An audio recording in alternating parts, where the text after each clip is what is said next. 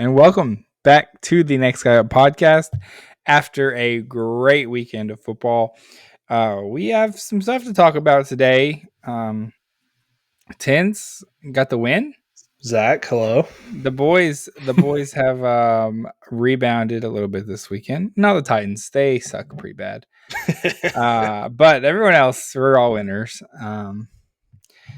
Yeah, how we doing, boys? Yeah, I avoided the Vols won Saturday. That's great. My fantasy team is getting absolutely throttled right now, so luckily the Jags pulled through for me, or else vibes over here on this end would be pretty low. I'd have to look up some refs again on Wikipedia. Oh. Did you Google any? I did preemptively look up the crew today, Alex Kemp. But he's pre-gathering information just in case they decide to run him.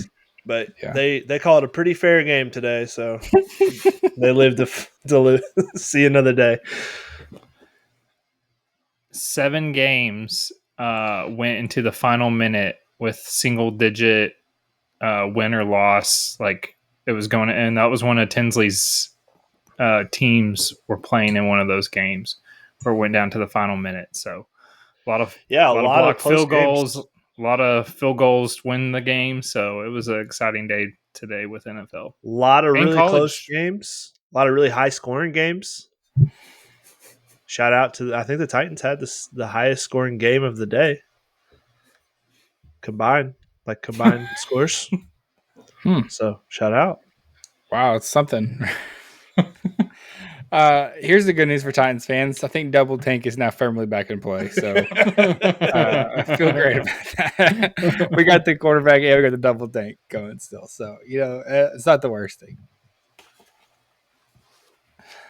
You guys looking at like mock drafts receivers wise, seeing who you want, or we going double linemen? You can get another big guy. I wouldn't hate that. We gotta get some guys up front. I think at this point I'll take anyone. Wide receiver?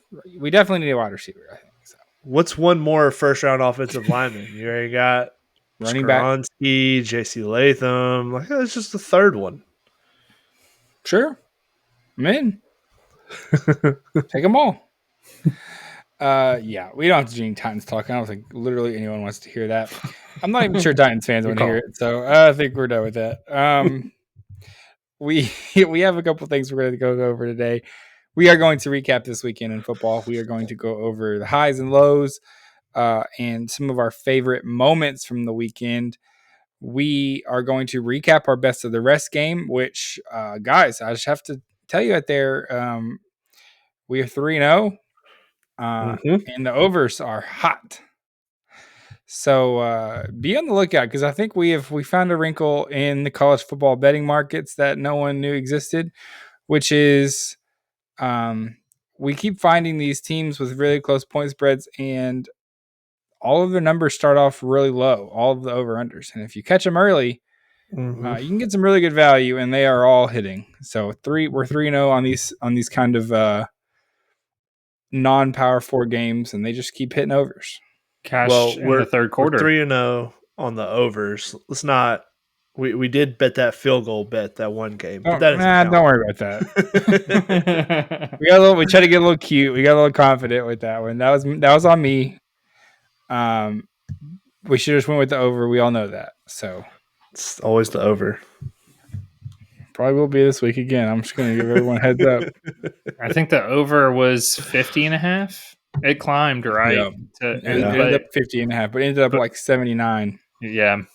So easy peasy. Pretty good. Could have moved that line up 10 points and still been fine. And it was a fun game. It was. There was a bunch of pick sixes and just all kinds of crazy touchdowns. So those games just get wild. Yeah. It's fun. Okay. So boys, where do you want to start? Where are we going? Some categories. Let's go. Hit it. Yeah, let's. I don't have a big monologue or anything to review today. I thought maybe no ref overview. Yeah, I don't have any of that going on. I was kind of thinking Mason was going to be heartbroken and needed to review something on here and talk about how football is not important. I guess that's just a me thing. It's important to me. I'm sweating out my fantasy, and I hit some bets today. So still finding ways to keep from somebody that read group text with Tinsley saying football's dead. I hate football. Football's the worst. I'm still enjoying football over here, even though my team's those are the words of a real ball knower, though. If you don't feel like the world's falling apart when your team's down, you might just find a different sport. Well, the funny part was we were never down. We were always winning, and I was still. I thought it was going to happen. I thought we were going to lose. Yeah. It just got to the point where we normally would. Under Doug Peterson, we would have lost today, and I would have been on here reviewing. I don't know, like I got some barbecue Pringles up there. I probably would have reviewed that. Been screaming. Okay, Mason. I changed my mind. Let's do 30 seconds on Brian Callahan, and if he's no, why? Nobody wants to hear this. 30 seconds. Yeah. My favorite part was looking on social media to see all the boos in the crowd while he's walking to. It was dead silent, and then when he approaches to leave to go into the locker room, the boos. I was seeing people doing live reactions during the game, and one of them was like, "Why would you do a draw quarterback play on 3rd and 12 or whatever it was?" Like, just it's blatant, obvious, like bad coaching, and I think we're all tired of it going into now. It's done and over with week 3. So I don't know, Zach, if you had any. Yeah, the narrative is starting to come. It's like the. I think fans are calling for his head. I'm not sure he's going to last very much longer. He may be out this week. I kind of hope he is. That'd be kind of funny.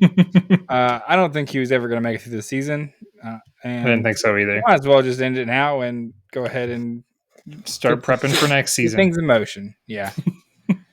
If only somebody would have called this. The other thought is you want to keep him around so we can make sure we tank hard enough to get the number 1 pick. You don't want an interim coach getting in there and getting the boys all hyped up and win some games. Or we get an interim coach and I get to cash out my Super Bowl ticket. So. The interim coach would probably be Mike McCoy. I can promise you guys that he's just as bad as Brian Callahan. So, well, tank. That's fine. Tank is on. I don't think you have to worry about the boys rallying behind an interim coach. He's just as lame and uninspiring as Brian Callahan. Well, that's good to know. Thank you for that confidence, Tens. My goal is that we get things right or getting in the right direction going into the new stadium. That's what the double and triple tank was for. But when you hire a bad coach like this, and now we have to go into the carousel of coaching next season, makes me a little nervous. Now we're behind. Yeah, but there was like 8 head coaches got hired this year, so you probably won't have as many job openings. So that's good. Maybe, less job openings, you get a better candidate like a Joe Brady, or that's really the only name I got. That was the guy I wanted. That's the only one you kept texting. If Doug somehow didn't get fired last year, I was all in on Joe Brady. There you go. Okay, there's your Titans talk for the day, everybody. You're welcome. Let's go ahead and jump into our categories. I remember our competition. If we overlap a category, this counts against us. Me and Ten still only have the only points of the day. Okay, we're going game of the week first. Game of the week, Mason. What do you got? Game of the week. I'm going to go Jets at Buccaneers. And Buka had the insane. Good. I don't care that we have the same one. Oh, okay. Welcome to the point land. Uh-oh. But then you have 2 points. I don't care. I like this. And Buka had an insane one-handed catch. You thought the game was over. So it was 23-6 at one point during the game. And then the Jets scored 3 touchdowns in the fourth quarter. One of them being a blocked field goal, scoop and score with 1 minute and 51 seconds left. And then Baker Mayfield led the team to a game-winning 36-yard field goal to win the game. It was a fun game. I was tuning in on it. Had it on Red Zone as well.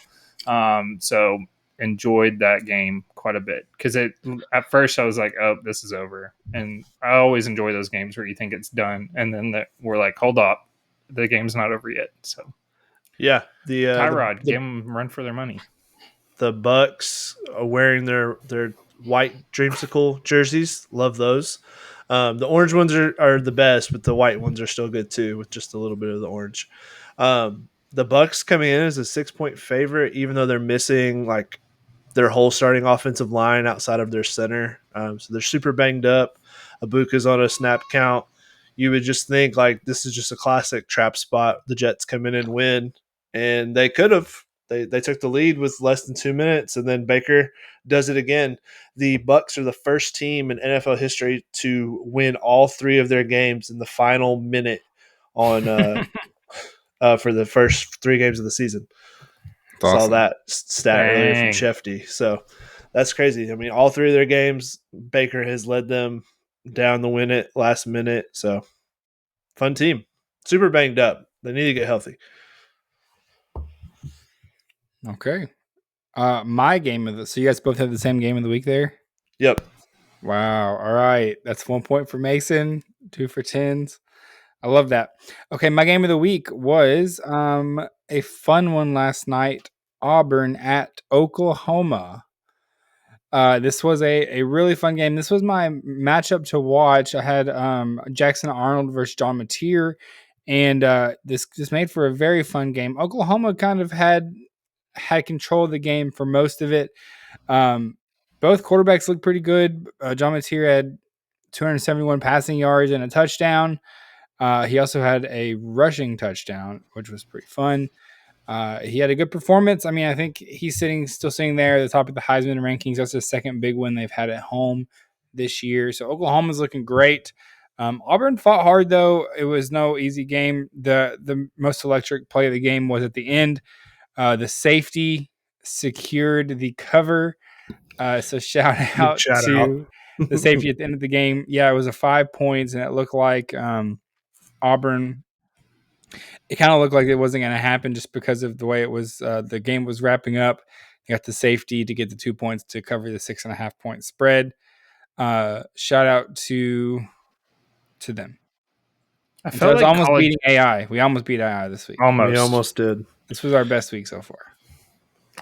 I felt like a college game day should have went to that game instead of the Miami, Florida, with how much of a dud that game was. But that's just my opinion. To go to Miami. Yeah, that was not a very fun game to watch. We might be talking about that later on, so we'll save the Florida talk. Okay. Mason. Zach. Performance of the week. Performance of the week. I went with Vikings cornerback Isaiah Rodgers. Did you have that as well? That's 2 points for Mason. Let me see your notes. You love to see it. I believe you. Well. He told the truth. Great luck, I guess. Picked up a fumble, took it to the house for 66 yards, and had a pick 6 for 87 yards. Wow. I was going to just do Vikings defense in general, but I want to go with a specific player. We always go quarterbacks. We always go like one-handed catches, but I wanted to go with a defensive player that was literally just and I had Vikings defense. We talked about crazy score. Like what did that defense score? Like 40-something points in our fantasy league. Yeah. So had a great performance there. Yes, Tens, go ahead. Add to it. Yeah, no, scoring 2 defensive touchdowns. That's big time. His highlights were great. He has some good celebrations. I didn't think in any world anyone else would be picking him today. His name also, when I saw that, I thought he played for the Titans at one point, and that was going to be a dig. And then I looked, it was not that player. So that was going to be my other That's point. a great breakdown, Tens.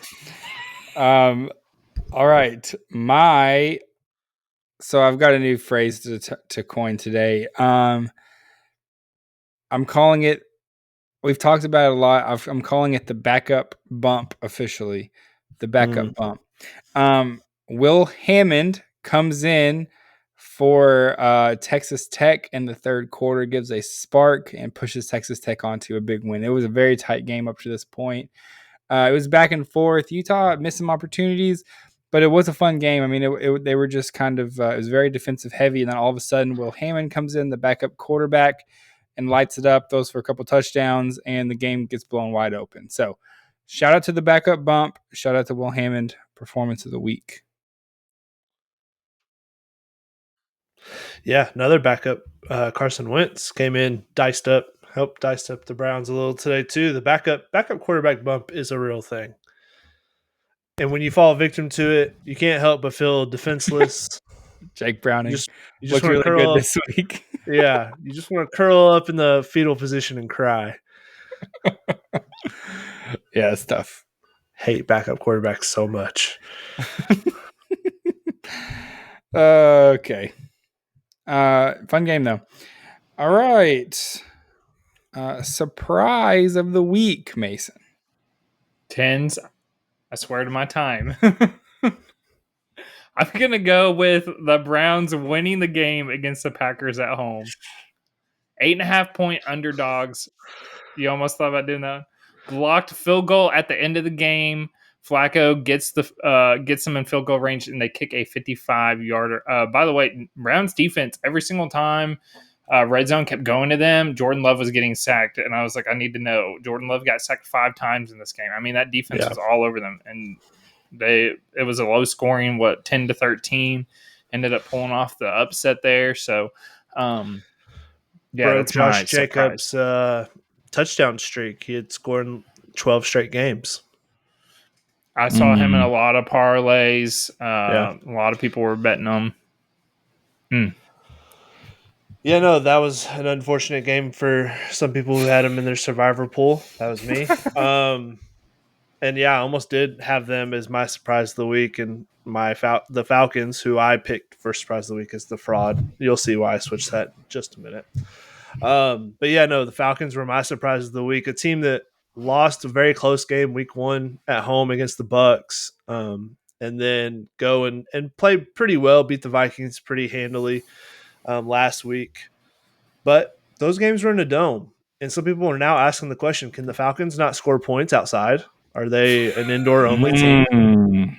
They go to Carolina today, not a dome, and they lose 30-0. And this is a Panthers team that is bad. Stats. So, I don't know. Falcons, the indoors only? Indoor merchants. Dome Indoor merchants. That was our one leg, by the way, in the AI parlay that they failed us. Yeah, you go into the game. The Falcons' defense has been creating all kinds of pressure on defense all year from the defensive line. Panthers lose 2 starting offensive linemen last week. Panthers can't stop the run. The Falcons have, Bijan Robinson, pretty good running back. Ever heard of him? Kind of a formula. Well, they didn't hear of him today. They never gave him the ball. Got him. So, yeah, I don't know. Just one of those fluky games. Divisional home dog. Should have went with the underdog there, I guess. But shout out to the Panthers. I'm glad they won a game. Bryce Young gets to be a quarterback 1 week longer. Oh, that's tough.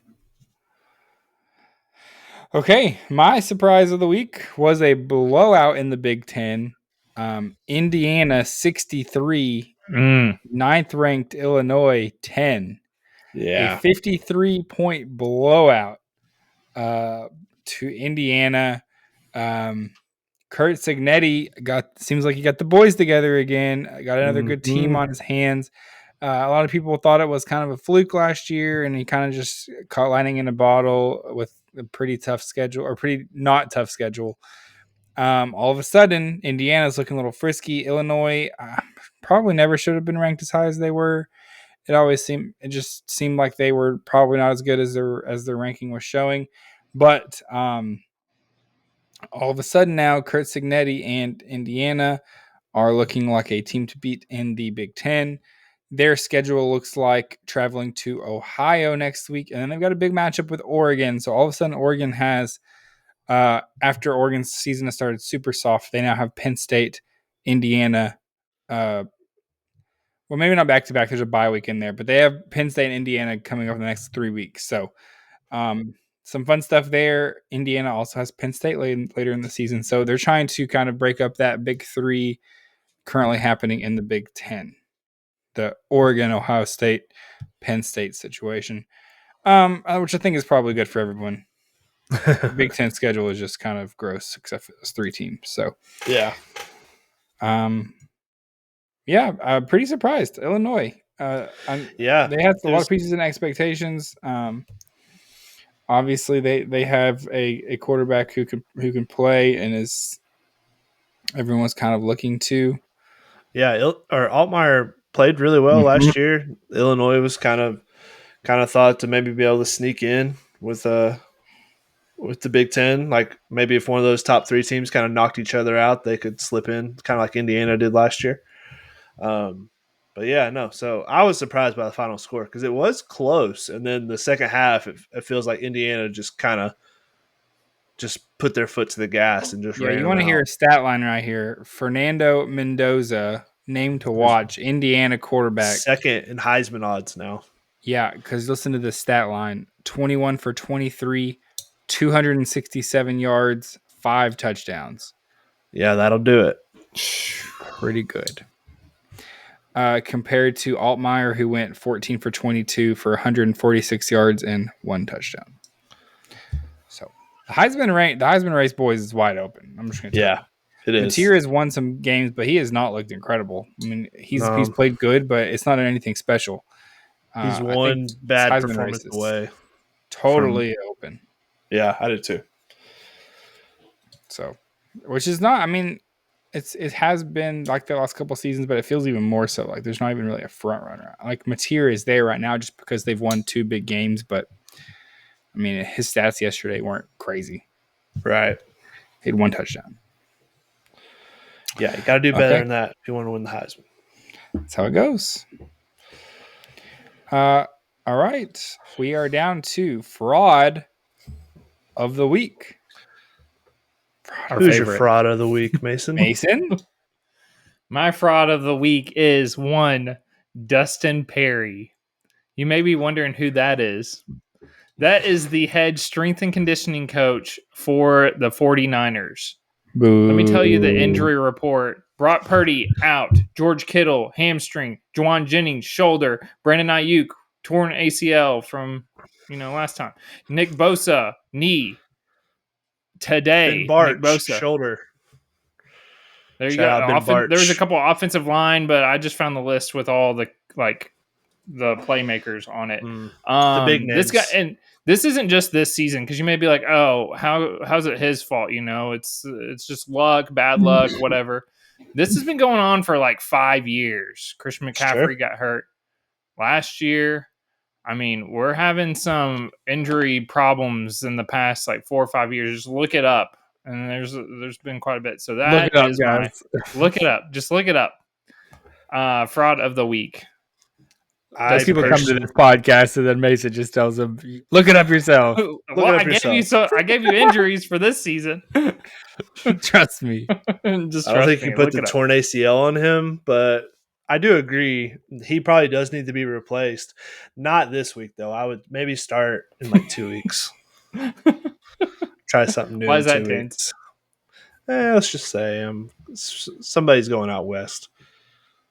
Well, I looked him up, and it was he also holds the title of Vice President of Player Health and Performance. I wonder there's so many injuries all across the league. Got guys like this in charge. He's the vice president of the IR spot for fantasy football. What if he's just betting against the team, against the 49ers? He's like, what if I just get Alex gets injured? Oh, man. That'd be fun conspiracy theory. Lift harder with your back only. Stretching before the game, stretching? That's stupid. Guys, trust me, the science is there. They say coming out fresh is better. Okay. Poor old 49ers. My fraud of the week is number 0 for the Houston Texans, Al-Shahir I don't know how to say his name. He has a very hard name to say. This is the guy who famously absolutely destroyed Trevor Lawrence's brain last year on a late hit. Was suspended by the NFL for 3 games. Posted a lengthy note in his notes app saying, if they want me to be the villain, I'll be their villain. Changed his profile picture to the Joaquin Phoenix Joker picture. Like, kind of embraced this whole thing where he's misunderstood and he's a bad boy and blah, blah, blah, blah, blah. Had his interview during this week. Lots of people asking questions about the hit to Trevor, to Alshire, asking if there was going to be anything happen from it. Trevor's moved on, said no, it's last year. We're focused on playing football. Algier said if people have something to feel about it, that's on them. I'm just trying to play football. I like to hit people hard. It's what I do. And then he changed his profile picture back to the Joker because that's what he is. He's a Joker. He's a fraud. He did nothing today. He got up and celebrated when he got a flag for a late hit that injured De'Ami Brown. Literally got a flag because De'Ami was already on the ground and he came flying in with his helmet. 15-yard penalty. Good job, idiot. You helped your team lose by doing stupid things. So you lost. You're a fraud. And now we're all photoshopping the picture of you because you're number 0 because that's how many games you guys have won. So now you're 0-3. What was there was a dirty play last week that I told you, I texted and said, of course, that guy it was like a dirty hit. I feel like I've seen multiple. Is he just known for this? It was a late hit on Matthew Stafford. On Baker. It was against the Rams, was it the Rams or the Buccaneers? I think it was both. The Buccaneers on Monday night. Yeah, he gets flagged for this constantly. He is a fraud. He thinks he's like some big tough linebacker because he flies in and just leads with his helmet all the time. He's getting his team penalized. He's bad at football. His best season to date is 48 tackles and 1 sack in a season. Congrats, dude. You are literally not that good. And your team is 0-3. But good job on your profile picture. Sheesh. And he let my quarterback come in and just after they did the late hit on De'Ami, he got up and celebrated and Trevor shoved him to the ground. I thought that was funny. Great work. So anyway, fraud of the week. He's a fraud, a loser, 0-3. Yeah, it couldn't be me being 0-3. All right, my fraud of the week. That would be your former Heisman frontrunner, DJ Lagway, and the boys down in Florida in Gainesville. What a tragedy last night that we had to watch on our TVs. Florida just getting destroyed by Miami. This specifically the Florida offense, but DJ Lagway in particular. Let me give you a couple stats here. He went 12 for 23 for 61 total passing yards. Oh boy. 0 touchdowns, 61 pass yards. Maybe you're like, he's a running quarterback too. I bet he made up for it on the ground. -8 rushing yards. Dang. So he accounted for 53 total yards in the game. The Florida offense generated a total of 141 yards total for the whole game. That's rough. 80 rushing yards, 61 passing yards. True, they scored 7 points, so great work on that one possession. This was one of the worst offensive performances I've ever watched in my entire life. DJ Lagway is just after the game, he looks totally defeated. Billy Napier are probably another loss away from being out of town, if I had to guess. And they got Texas coming up in the Ultimate Fraud Bowl. DJ Lagway, Arch Manning, former Heisman hopefuls playing each other. That's going to be a fun one to watch. So, things not going great down in Gainesville. My UT Vols have to travel down there still, which is always a scary thing. But they could be coachless, and I know there is kind of an interim coach bump as well. But I don't know. This one feels kind of cooked up for the year. They may end up 6-6. They're 1-3 right now. Their schedule just gets harder as the season goes on, honestly. So not looking great. Yeah, no, as someone who was very high on DJ Lagway going into the season, this is a DJ Yongalele situation for me. Yeah, it seems Where similar. I was very high on him going into the year. He was supposed to be a starter for Oregon or for Clemson. He burned me. I was scorned, and then I bet against him all the time he was at Oregon State, and it paid off. So wherever DJ goes next year, I will get all my Heisman futures back because I will be betting against him so hard and heavily that it will not be funny. Because he's bad at throwing the ball, which is a pretty key part of Seems being like a he's pretty quarterback. bad. He's like a Anthony Richardson 2.0, and that's not good. That's not a compliment. Yeah, it seems like it. Yeah, Clemson lost again, and they're still not my fraud of the week. That's how bad this one was. Yeah, Clemson also 1-3.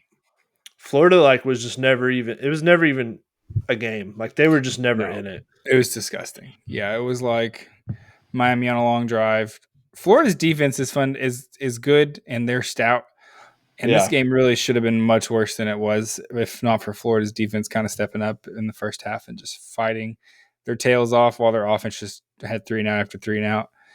And the defense just had to get back on the field and go fight it. So they kept them in the game. It was like 13-0 at halftime. But I think Florida had like 25 yards of offense at halftime. I mean, it was just as bad as it gets. So, fraud of the week. Guys, I just hopped on ESPN to look at the score of the game, and there's a hockey score. I thought hockey regular season just started on us. It's preseason, but that's wild. Sorry, that's just like, what are we doing with hockey right now? This is way too early for that. So, I think we can end up with a little bit of a recap of our best of the rest game of the week. Yeah, UNLV at Miami, Ohio. This one was a barn burner.